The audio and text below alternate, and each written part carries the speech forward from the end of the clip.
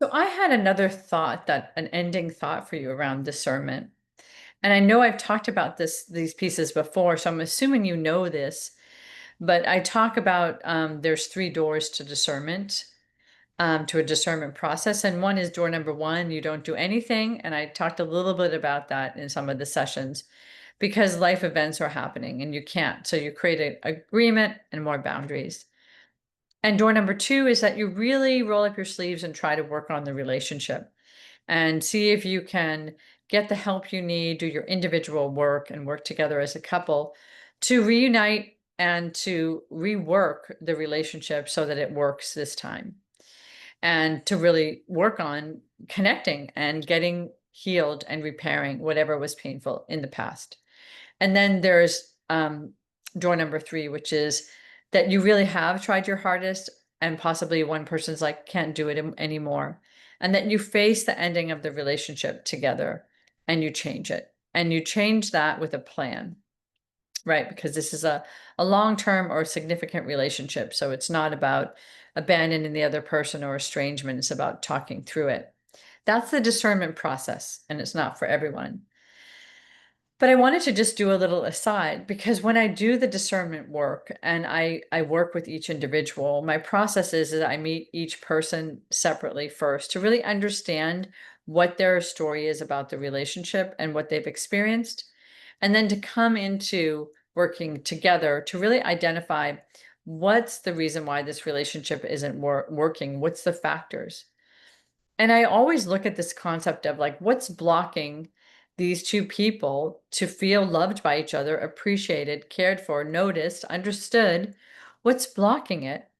And a lot of times I find out something that's pretty essential that I wanted to just give you a thing about, which is a peek into it, is that if there is trauma in the past, if there's triggers that you have, if there is a story in your head that whenever that person does that, like walking on the carpet thing with their muddy shoes, that the story starts cycling and like, this person doesn't care about me. They are so disrespectful of me and my home and all the amount of time I work on this home and etc.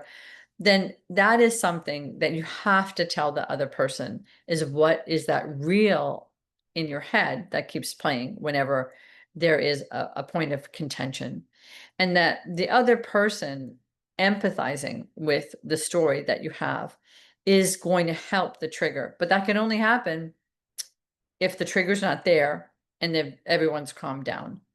And sometimes even yet, the trigger is so on the surface that there's conflict there. But my question is, what's blocking the love?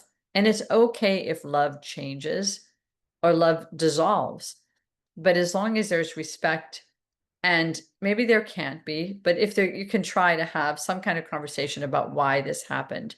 This is higher level relationship intelligence, emotional intelligence. And so I'm hoping for you that if you have a relationship or a person in your life that's really important, that you'll take the time to really identify what's blocking the love or why did it stop? And can we understand that? So that even though it might be painful, we can actually give ourselves another chance of happiness, another chapter where we feel like we can get through the grief and not live in the grief and make some adaptations so that we can be emotionally healthier. That's my wish for you all. So if you have any questions, want to work with me, or identify some of the ways that I think about things, don't hesitate to get in touch with me or look at my website. I'm more than happy to have a conversation.